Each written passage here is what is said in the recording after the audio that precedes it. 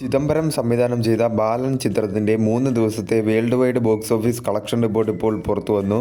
ചിത്രം 3 ദിവസം കൊണ്ട് വേൾഡ് വൈഡ് 15,24,00,000 രൂപയാണ് നേടിയത്. കേരളത്തിൽ നിന്നും 6,20,00,000 രൂപയും കർണാടകത്തിൽ നിന്നും 95,00,000 രൂപയും തമിഴ്നാട്ടിൽ നിന്നും 52,00,000 രൂപയും തെലുങ്കു സ്റ്റേറ്റിൽ നിന്നും 15,00,000 രൂപയും റെസ്റ്റ് ഓഫ് ഇന്ത്യയിൽ നിന്നും 20,00,000 രൂപയും ഓവർസീസിൽ നിന്നും 7,22,00,000 രൂപയുമാണ് ചിത്രം 3 ദിവസം കൊണ്ട് വേൾഡ് വൈഡ് നേടിയത്.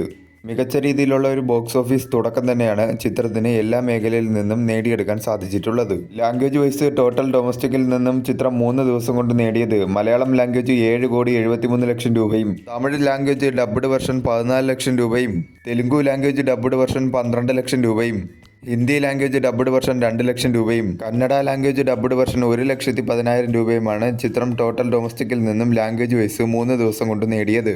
ചിത്രത്തിനൊരു പോസിറ്റീവ് റെസ്പോൺസ് ആണ് എല്ലാ മേഖലയിൽ നിന്നും ലഭിച്ചുകൊണ്ടിരിക്കുന്നത്. വരും ദിവസങ്ങളിലും ചിത്രത്തിന് നല്ല രീതിയിലുള്ള കളക്ഷൻ തന്നെ പ്രതീക്ഷിക്കാവുന്നതാണ്.